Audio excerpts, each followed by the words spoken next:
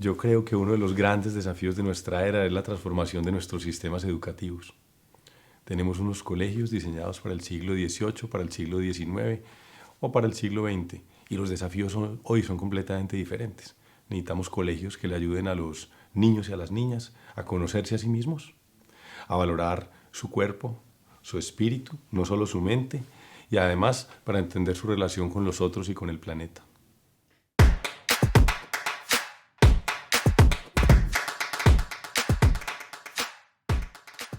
Porque cambió el mundo, cambió el trabajo, cambiaron las organizaciones y porque nuestros valores se han desplazado. Hoy en día es importante la naturaleza, entendemos que somos naturaleza, antes no era así. Hoy en día es importante el cuerpo, como el gran regalo que nos ha dado la vida. Antes el cuerpo era solo un instrumento. Hoy en día es mucho más importante el arte. Antes era mucho menos importante el arte y se trataba de trabajar para producir dinero. Y para esto necesitamos un sistema educativo completamente distinto, donde además necesitamos que los chicos y las chicas estén felices, que se diviertan, que estén emocionados en el proceso, porque hoy en día la mayoría de los niños y las niñas en los colegios no están contentos.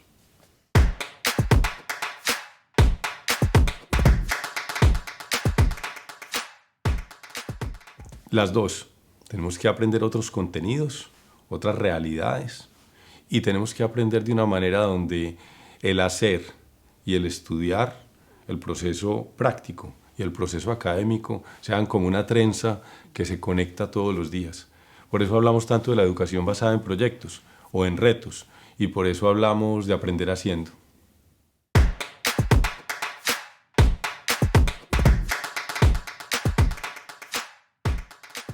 Todo el mundo dice que quiere cambiar, pero cuando le corresponde cambiar a sí mismo, las cosas son más difíciles. Entonces tú ves que los profesores decimos que queremos cambiar, pero cuando nos dicen que nuestro trabajo dentro del aula debe cambiar y que debemos perder algo de nuestra libertad, nos oponemos. Los papás y las mamás dicen que quieren una nueva educación, pero cuando ven innovación, cuando ven cambio, cuando ven algo revolucionario, se asustan. Los empresarios dicen que necesitan unos estudiantes distintos y unos egresados distintos, pero cuando llega gente con pensamiento original y con una mirada crítica de la sociedad, se molestan. Entonces yo creo que lo más importante es cambiar la cultura y la mentalidad alrededor de la educación, porque nosotros mismos somos nuestro freno.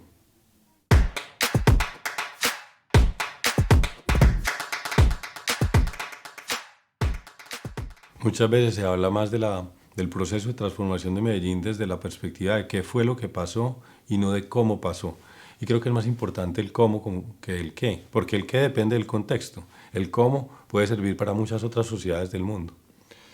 Yo creo que, y a veces es una frase común, pero a mí me gusta repetirla, que parte de lo que pasó en Medellín es que nos dimos cuenta que la política no es solo para los políticos, que todas las personas en una sociedad debemos ejercer un rol político. Los líderes educativos, los empresarios, los líderes comunitarios, los académicos y también los políticos tienen un rol político. Y parte de lo que pasó en Medellín, de alguna manera, debido a la crisis profunda que tuvimos a comienzos de los años 90, fue que a partir de ese dolor, a partir de ese miedo, surgió la resiliencia. Y creo que nos unimos alrededor de unas visiones y de unas causas, sin importar ni las ideologías, izquierda o derecha dejó de ser relevante allá, sin importar el contexto socioeconómico. Tú veías trabajando conjuntamente a los líderes de los barrios con los líderes de las grandes empresas, con los líderes políticos, y entendimos que una sociedad en crisis solo sale de la crisis si hay un trabajo conjunto, ¿sí? Por supuesto que si tú le preguntas a los líderes comunitarios y sociales de los años 90 si ellos lideraron el cambio, ellos te van a decir: nosotros lideramos el cambio. Si le preguntas a los políticos de los años 2000 si ellos lideraron el cambio, yo trabajé en esa etapa, diremos: sí, nosotros lideramos el cambio. ¿Y quién tiene la razón? Los dos. Porque parte de lo que sucedió fue que una ciudad que resistió, una ciudad que innovó socialmente en el nivel de lo pequeño, de lo barrial, que aguantó la embatida del narcotráfico, fue capaz de crear pequeñas innovaciones sociales en educación, en cultura, en temas urbanos, y después hubo un grupo de líderes políticos que aprendió a escuchar. y que aprendió a trabajar juntos. Y le dio escala a esas iniciativas, les dio alcance. No fueron un grupo de líderes políticos como iluminados, no, sino personas normales que entendieron dónde estaban las buenas ideas y dónde estaban las organizaciones que habían luchado durante 20 años para que la ciudad no se destruyera. Y juntos caminamos los siguientes 20 años.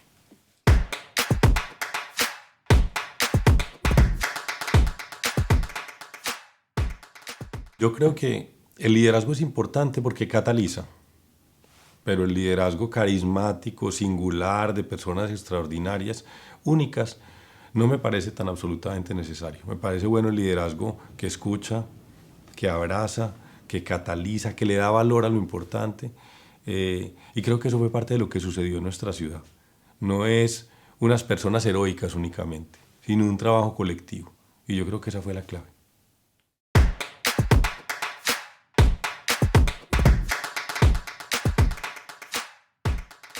Como catalizador, como la chispa de ese fuego, yo creo que Sergio Fajardo, Alonso Salazar, Federico Restrepo, muchos otros líderes que hoy admiramos mucho de esa generación, tuvieron un rol, Jorge Melguizo, tuvieron un rol extraordinariamente importante.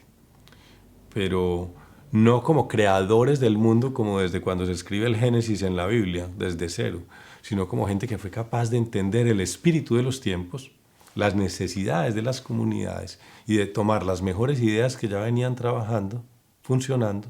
Alejandro Echeverry también fue fundamental, y llevarlas a una escala superior. Entonces el liderazgo es importante, pero es importante cuando abraza la realidad, cuando escucha, cuando cataliza y potencializa lo que ya existe. No el liderazgo que borra todo lo que existe y que dice el mundo empieza cuando llego yo.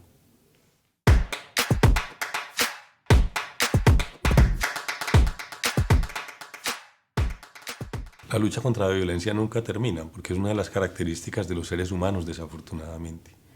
Pero cuando una sociedad está en unos momentos de extrema y dolorosa violencia, como la nuestra en su momento, es capaz de verla a los ojos y decir, no quiero seguir viviendo así.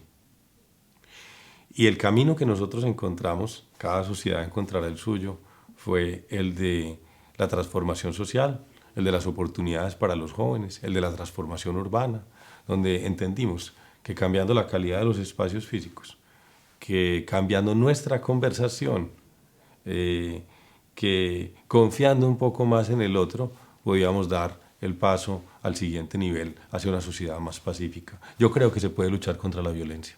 Se necesita policía, se necesita Estado, pero no es lo único. Se necesita un tejido social donde todos quepamos.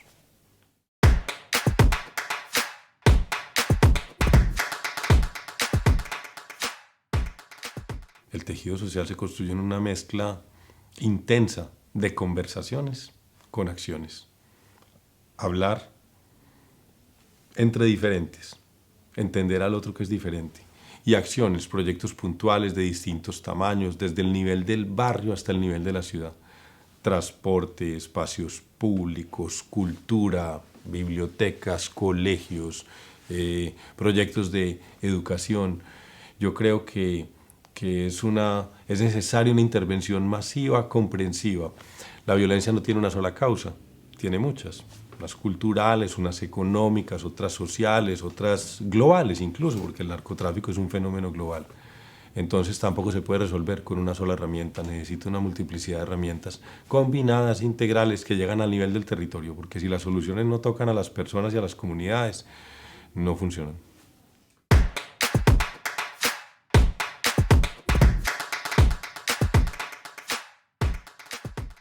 La fuerza es esa alianza público, privada, académica y comunitaria. Y esa misma su debilidad, que depende de muchos.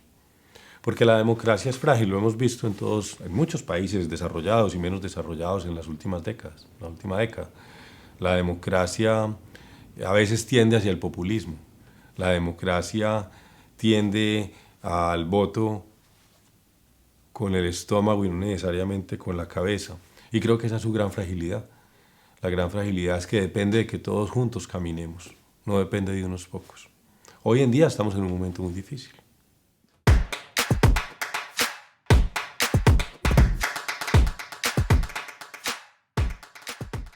Estamos en una nueva crisis distinta, ya en un nivel superior, no nos hemos devuelto, pero estamos en una crisis política, en una crisis de confianza, donde algunos de estos proyectos que fueron importantes están deteriorándose.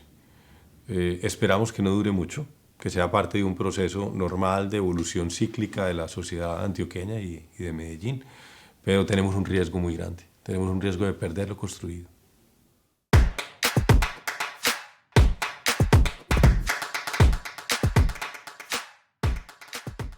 Confama es una organización social sin ánimo de lucro que cumple pronto 70 años. Fue un pacto entre los sindicatos de los obreros y los empresarios de 1954, en un momento muy distinto de la historia de Colombia, pero que ahora, aún ahora, conserva muchas de sus características.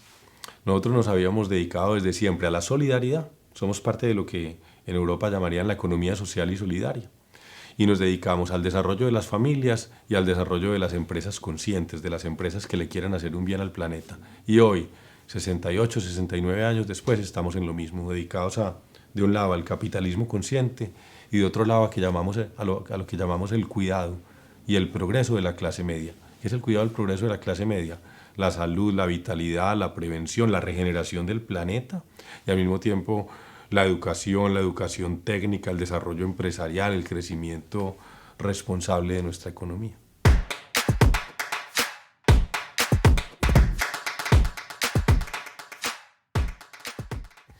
Pues los colombianos tenemos una responsabilidad especial en el mundo, porque hay varios ecosistemas únicos para el planeta que nosotros tenemos el honor de conservar y de proteger. La Amazonía, el ecosistema del Darién que nos une con Panamá y que une a todas las Américas, uno de los lugares más biodiversos del mundo. Los Andes tropicales son, por ejemplo, el lugar con más aves de todo el planeta, solo para poner un ejemplo.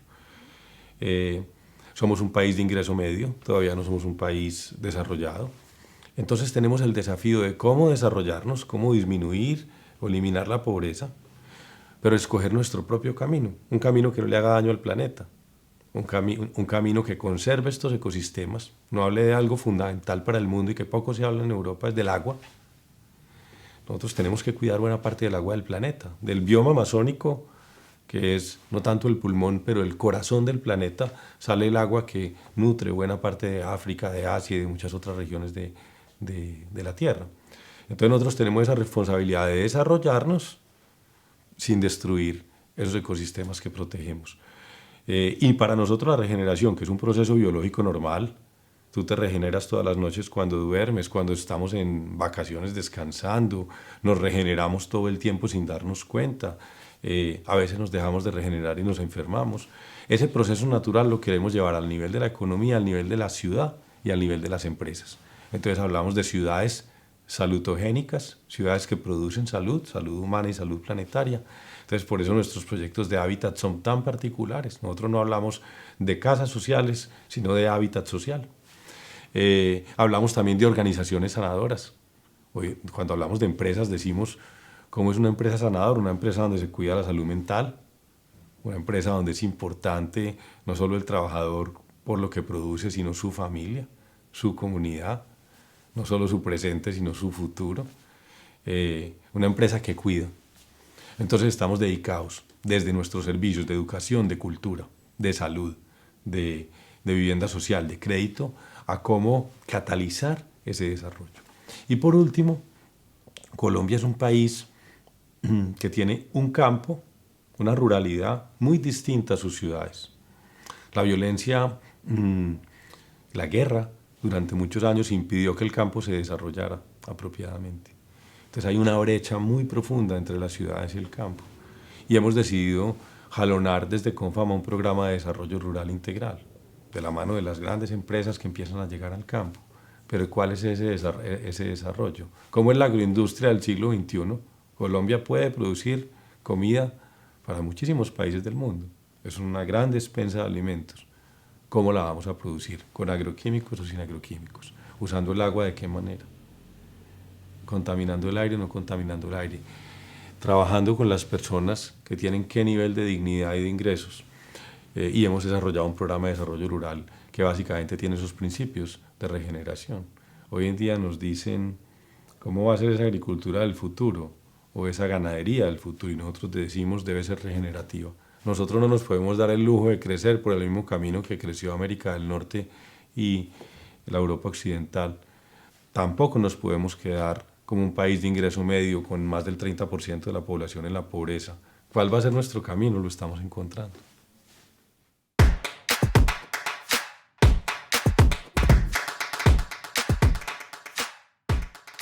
Nosotros hablamos permanentemente en un mundo en que está luchando y debatiéndose entre destruyamos el capitalismo o destruyamos los mercados y la economía, o dejemos el capitalismo como estaba, que es el capitalismo salvaje, financiero, sin alma.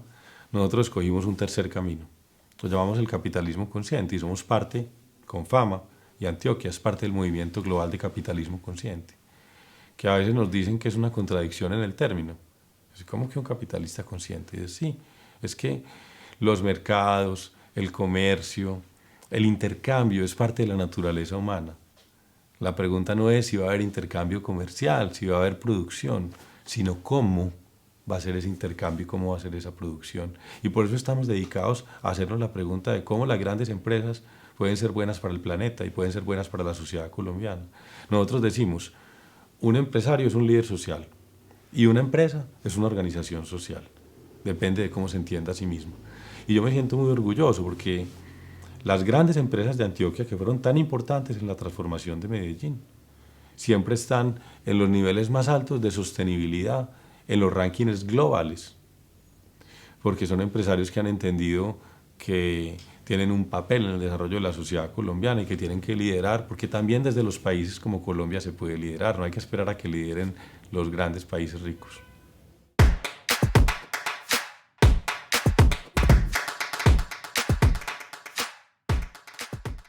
Yo creo que en este momento lo que tenemos es como dos mundos luchando uno contra el otro, superponiéndose un poco. Los que quieren que el pasado permanezca como estaba, las empresas, el capitalismo como estaban, sobre todo no tanto el capitalismo original de la cooperación del que hablaba los primeros textos filosóficos sobre el capitalismo, como la teoría de los sentimientos morales, sino el capitalismo de los últimos 40 años, que tiene como símbolo esa mirada del capitalismo financiero de Wall Street y de las bolsas de valores de Londres, por ejemplo, de París, sino el capitalismo pues, más antiguo, que habla de la cooperación y de las organizaciones. Y otras personas están arrancando un movimiento que yo creo que cada vez es mayor. Es un movimiento de posibilidades, es un movimiento de optimismo, es un movimiento de transformación, que yo creo que todos los días tiene más fuerza, te lo digo con sinceridad. ¿Y sabes cuál es la esperanza que yo tengo? Que son los mismos mercados, somos los ciudadanos, son los jóvenes los que están decidiendo a quién le compran bienes y servicios. Ayer tal vez le compartía a alguien que el futuro del capitalismo tiene mucho que ver con la economía social y solidaria, con las marcas que tienen corazón y que tienen alma, con las empresas que tienen valores alineados con los valores de los jóvenes. Yo creo que cuando tú te compras una pieza de ropa en este momento, ya te preguntas quién lo hace, cómo lo hace, de dónde viene. Y esa conciencia empieza a elevarse todos los días. Van a ser los mismos mercados y su conciencia los que van a transformar el capitalismo.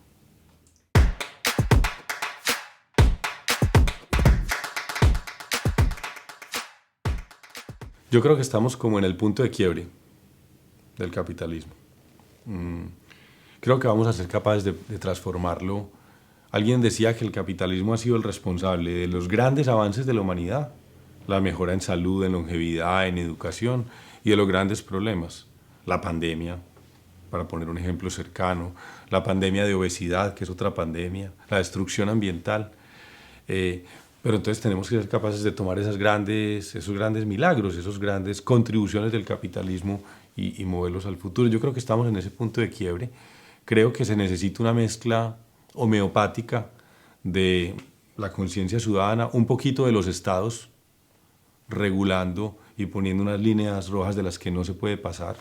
Creo que el Estado es necesario. No debe dominarlo todo, pero debe decir, de acá no pasas. Esta es el agua, estos son los niños, estos son, estos son los bosques, esto no se puede tocar. Y después creo que en los próximos 20 años vamos a ver una transformación radical del capitalismo, al menos en Occidente. No soy igual de optimista en Oriente. Creo que lo que está, el capitalismo, la forma de capitalismo que ha liderado la China no necesariamente es la mejor para el planeta y no está en este mismo proceso de cambio.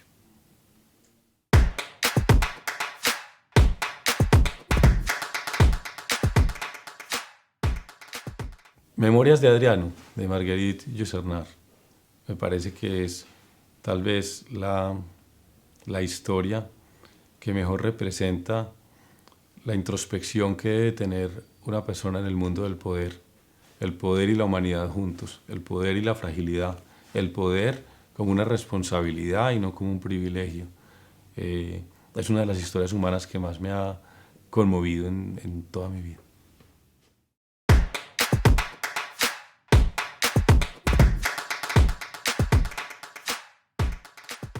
Todos los días me pregunto lo que se preguntaba Adriano, el Adriano de Yourcenar al comienzo del libro, cuando estaba enfermo y frágil, que decía, ¿cómo es difícil de seguir siendo emperador frente a un médico? Y decía, ¿y cómo es difícil seguir siendo humano frente a un médico? Y yo me pregunto, ¿cómo hacer para seguir siendo humano todos los días a pesar de las responsabilidades y a pesar de los privilegios? Porque me siento lleno de privilegios a pesar de que mi vida ha tenido muchas dificultades.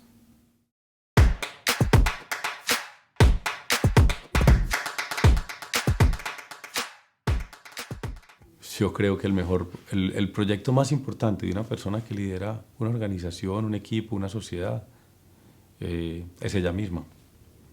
Entonces yo veo mi vida como una artesanía que nunca se acaba.